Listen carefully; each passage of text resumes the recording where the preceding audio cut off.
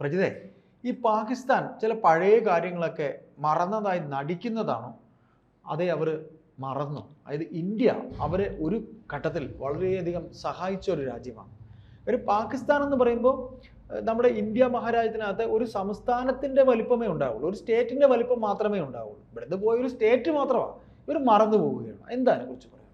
പാകിസ്ഥാൻ്റെ ബ്ലഡിൽ, ആ മണ്ണിന് ഒരു നെറികേടിൻ്റെ സ്വഭാവം കൂടിയുണ്ടെന്ന് പറയേണ്ടി വരും. തീവ്രവാദത്തിന്റെ അല്ലേ? ആ വിഷം എന്ന് അവിടെ കുത്തിവെക്കപ്പെട്ടോ? അതെ, അത് അവരുടെ ബ്ലഡിൽ ആകമാനം ഒരു നെറികേടും മര്യാദകേടും ഒക്കെ ഉള്ളതാണ്. അതായത് മര്യാദ എന്താണ്, ഒരു സാമാന്യ മര്യാദ ഒരിക്കലും കാണിക്കാത്ത ഒരു നാടാണ്. എത്രയോ തവണയായി ഇന്ത്യ മുന്നറിയിപ്പ് നൽകുന്നുണ്ട്. ഇന്ത്യയുടെ ഉള്ളിൽ കയറി അടിക്കുമ്പോഴും നമ്മൾ തിരിച്ചടി കൊടുക്കുമ്പോഴും പറയും, വെറുതെ പ്രകോപിപ്പിക്കരുത്. ഇത് ഈ ഒരു തിരിച്ചടി പോലും അവർ ചോദിച്ചു വാങ്ങിയതാണല്ലോ. അപ്പോൾ ഇപ്പോൾ പറഞ്ഞു വരുമ്പോൾ എന്താണ്, പാകിസ്ഥാനെ നമ്മൾ അടിച്ചു എന്നുള്ള രീതിയിൽ വരുത്തി തീർക്കാൻ പോലും അവർ ചെയ്തതിനെ മറച്ചു വെച്ചുകൊണ്ട് നമ്മൾ ചെയ്തതിനെ പ്രൊജക്റ്റ് ചെയ്ത് കാണിക്കാനുള്ള ശ്രമങ്ങൾ അത്രയും നടന്നിട്ടുണ്ട്.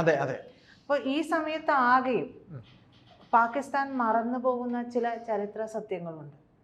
പാകിസ്ഥാൻ ഒരിക്കലും മറക്കാൻ പാടില്ലാത്ത ചില കാര്യങ്ങൾ. ചില സിനിമകളിൽ പഞ്ച് വർത്താനം പറയല്ലോ, മറന്നു പോകരുത്, സ്മരണ വേണം എന്ന് മോഹൻലാലേട്ടൻ അദ്ദേഹം പറയുന്ന ആ ഒരു. അതെ, അപ്പോ ഒരു യുദ്ധമുഖത്ത് എന്തെല്ലാം മര്യാദ കാണിക്കണം എന്നുള്ളത് പോലും പാകിസ്ഥാൻ ഇത്തവണയും കാണിച്ചിട്ടില്ല. അത് എല്ലാവരും എടുത്തു പറയുകയും ചെയ്തു. ഒരു മര്യാദയും ഇല്ലാതെ വെടിനിർത്തൽ എന്ന് പറയുകയും പിന്നീട് ഒരു മണിക്കൂറുകൾക്കകം തിരിച്ചടിക്കുകയും ചെയ്തു അല്ലെ? മണിക്കൂറുകൾക്കുള്ളിൽ അവർ ആക്രമിക്കുകയും ചെയ്തു നമ്മളെ. അപ്പൊ അത്രത്തോളം നെറികെട്ട ഒരു സ്വഭാവം കാണിക്കുന്ന രാജ്യം. വെറുതെ അല്ല, ലോകരാജ്യങ്ങൾ ഇടപെട്ടുള്ള ഒരു സ്റ്റാൻഡിങ്ങിന്റെ പുറത്താ, ചർച്ചയിലാണ് തീരുമാനിക്കുന്നത് വെടി നിർത്തണം എന്നുള്ളത്. അതെ, അപ്പോ ഈ DGMOമാർ തമ്മിലുള്ള ചർച്ചയിലാണ് അത് തീരുമാനിക്കുന്നത്. എല്ലാവരും ഇടപെടുകയും ഒക്കെ ചെയ്തതാണ്. എന്തു തന്നെയായാലും ഒരു 54 വർഷങ്ങൾക്ക് മുമ്പ്, ഇവർക്ക് ഓർമ്മയുണ്ടെങ്കിൽ ചരിത്രം എല്ലാവരും ഓർക്കണമല്ലോ. അപ്പോ 54 വർഷങ്ങൾക്ക് മുമ്പ് എങ്ങനെ ഒരു യുദ്ധമുഖത്ത് പോലും മര്യാദ, ആ രാജ്യത്തോട്, നമ്മളോട് എതിരിടാൻ വരുന്ന രാജ്യത്തോട് പോലും മര്യാദ കാണിക്കണമെന്നുള്ളത് അത് ഇന്ത്യ കാണിച്ചു കൊടുത്തതാണ്. ആ മര്യാദ പോലും ഇന്നും മറന്നുകൊണ്ടാണ് പാകിസ്ഥാന്റെ ഈ കാര്യങ്ങൾ, ഈ ഒരു ആക്രമണം പോലും ഉണ്ടായതും അവർ നമ്മളുടെ ജവാനെ, പിടിച്ചു വെച്ച ജവാനോട് വളരെ മോശമായ രീതിയിൽ പെരുമാറുകയും ഒക്കെ ചെയ്തിട്ടുള്ളത്. നമുക്ക് വേണമെങ്കിൽ 1971 ഇന്ദിരാഗാന്ധി പ്രധാനമന്ത്രിയായിരുന്ന കാലത്താണ് പാക് യുദ്ധം നടക്കുന്നത്. ആദ്യത്തെ പാക് യുദ്ധം അപ്പോഴാണ്. അതെ, അപ്പോ 71 ഡിസംബർ 3 മുതൽ 16 വരെ നടന്ന ഈ യുദ്ധമാണ് ബംഗ്ലാദേശ് എന്ന രാഷ്ട്രത്തിന്റെ രൂപീകരണത്തിനും മാറുന്നതും. ഈ സമയത്ത് ഈ യുദ്ധത്തിൽ ഇന്ത്യൻ സൈന്യത്തിന്റെ അപാരമായിട്ടുള്ള തിരിച്ചടിയിലും കഴിവിലുമൊക്കെ ആക്രമണത്തിൽ പതറിപ്പോകുന്നുണ്ട് പാകിസ്ഥാൻ. പാകിസ്ഥാൻ സർക്കാരും സൈന്യവും ഒക്കെ ആ സമയത്ത് നിരുപാധികം കീഴടങ്ങാൻ വേണ്ടി തീരുമാനിക്കുകയാണ്. അപ്പോ പാക് സൈന്യത്തിന്റെ 93,000-ലധികം സൈനികരാണ് ആ സമയം ഇന്ത്യൻ സേനയുടെ തടവിലായത്. അങ്ങനെ തീർത്തും അവർ പരാജിതരായി, ആയുധം വെച്ച് കീഴടങ്ങി എന്നുള്ളത് തന്നെയാണ്. അവർക്ക് അതല്ലാതെ മറ്റൊരു വഴിയും ഉണ്ടായിരുന്നില്ല. അപ്പോ ഈ യുദ്ധത്തിന്റെ 13-ാം ദിവസം, അതായത് ഡിസംബർ 16-ന് പാകിസ്ഥാൻ ആർമിയുടെ തലവനായിരുന്ന ജനറൽ അമീർ അബ്ദുള്ള നിയാസിക്ക് അദ്ദേഹത്തിന്റെ പരിചയക്കാരനായിട്ടുള്ള ഒരു ഇന്ത്യൻ കമാൻഡർ ഒരു കുറിമാനം കൊടുത്തയക്കുന്നുണ്ട്.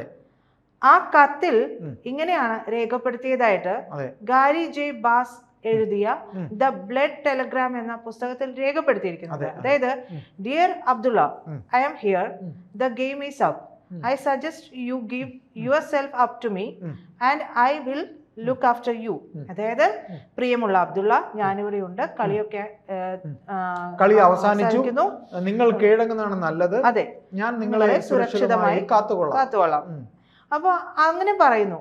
ഈ നിയാസിയുടെയും അയാളുടെ സൈന്യത്തിന്റെയും കീഴടങ്ങൽ ഉറപ്പാക്കുന്നതിന് വേണ്ടിയിട്ട് ഇന്ത്യൻ ആർമിയുടെ തലവനായിരുന്ന ജനറൽ സാം മനേക്ഷ അദ്ദേഹം തന്റെ സേനയുടെ കിഴക്കൻ കമാൻഡ് ചീഫ് ആയിരുന്ന ജനറൽ JRF ജേക്കബിനെ കീഴടങ്ങൽ നടപടികൾ നടപ്പിലാക്കാൻ ഡാക്കയിലേക്ക് ഹെലികോപ്റ്ററിൽ പറഞ്ഞയക്കുന്നുണ്ട്.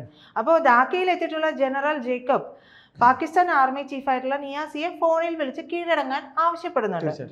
ഞങ്ങൾ കീഴടങ്ങുമെന്ന് ആരാണ് പറഞ്ഞത്?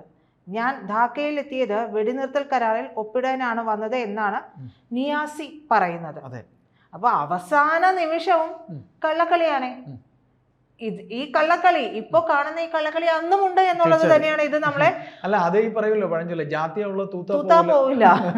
അപ്പൊ ഈ കള്ളക്കളി അന്നുമുണ്ട് എന്നുള്ളത് ഈ സംഭവം നമ്മളെ ഓർമ്മിപ്പിക്കുന്നുണ്ട്. അപ്പൊ ഈ കള്ളക്കളിക്ക് ഒരുങ്ങുമ്പോ ഈ പറയുന്ന നിയാസിയോട് ജനറൽ ജേക്കബ് ഒരൽപ്പം ശബ്ദമുയർത്തി ഭീഷണിയുടെ സ്വരത്തിൽ തന്നെ പറയുന്നുണ്ട്, നിങ്ങൾ കീഴടങ്ങിയേ പറ്റുള്ളൂ, നിങ്ങളുടെയും കുടുംബത്തിന്റെയും സുരക്ഷയും ഭദ്രതയും ഒക്കെ നമ്മൾ ഉറപ്പാക്കാം. നിങ്ങൾ കീഴടങ്ങുന്നില്ലെങ്കിൽ ഞാൻ കൈ കഴുകി മാറും, ഭവിഷ്യത്തുകൾ അനുഭവിക്കേണ്ടി തന്നെ വരും. ഞാൻ നിങ്ങൾക്ക് 1/2 മണിക്കൂർ സമയം തരാം, അതിനുള്ളിൽ കീഴടങ്ങാൻ ഒരുങ്ങുക, അതല്ലെങ്കിൽ ധാക്കയിൽ ബോംബിട്ട് നിങ്ങളുടെ സൈന്യത്തെ തകർത്ത് ഇല്ലാതെയാക്കും എന്ന് പറഞ്ഞ്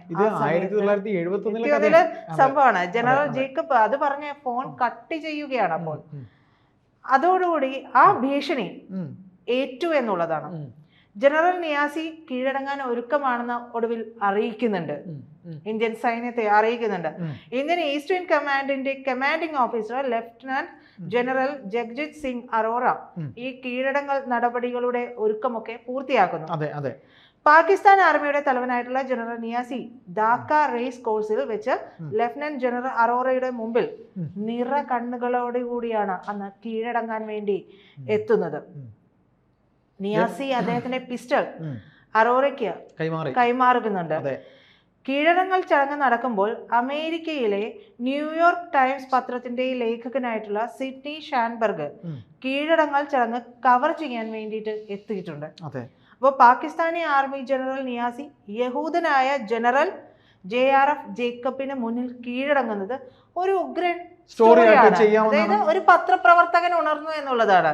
അപ്പൊ അത് അദ്ദേഹത്തോട് പറയുന്നുണ്ട്, ജേക്കബിനോട് ഈ പറയുന്ന പത്രപ്രവർത്തകൻ പറയുന്നുണ്ട്. അപ്പോ ജനറൽ ജേക്കബിന്റെ അതെ, അപ്പോ ജനറൽ ജേക്കബ് അദ്ദേഹത്തോട് പറയുന്ന മറുപടിയാണ് അതാണ് അത്ഭുതപ്പെടുത്തുന്നത് നാം എല്ലാവരെയും. അതായത് ഒരു കാരണവശാലും ഇത്തരത്തിലൊരു വാർത്താ റിപ്പോർട്ട് നിങ്ങൾ ചെയ്യുകയേ ചെയ്യരുത്.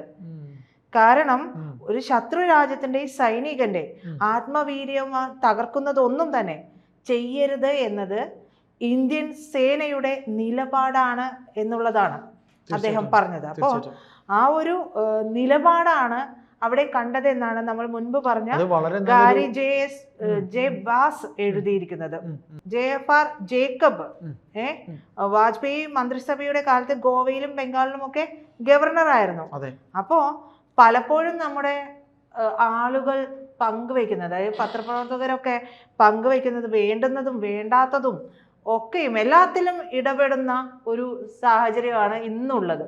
അപ്പോൾ പാകിസ്ഥാനും ഓർക്കേണ്ടത് കൃത്യമായിട്ട് ഇന്ത്യ കാണിച്ച ആ ഒരു മര്യാദ അത് ഇനിയെങ്കിലും പാകിസ്ഥാൻ ഒന്ന് ഓർത്തെടുക്കുന്നത് നല്ലതായിരിക്കും. അല്ല, ഈ ഓപ്പറേഷൻ സിന്ദൂറിൽ നിന്ന് തന്നെ നല്ല വെടുപ്പിന് കിട്ടിയല്ലോ, നല്ല വെടുപ്പിന്. കാര്യം ഇവർക്കൊരു 1 മണിക്കൂർ 2 മണിക്കൂർ പോലും നിന്ന് അടിക്കാനുള്ള സാധനങ്ങളില്ല.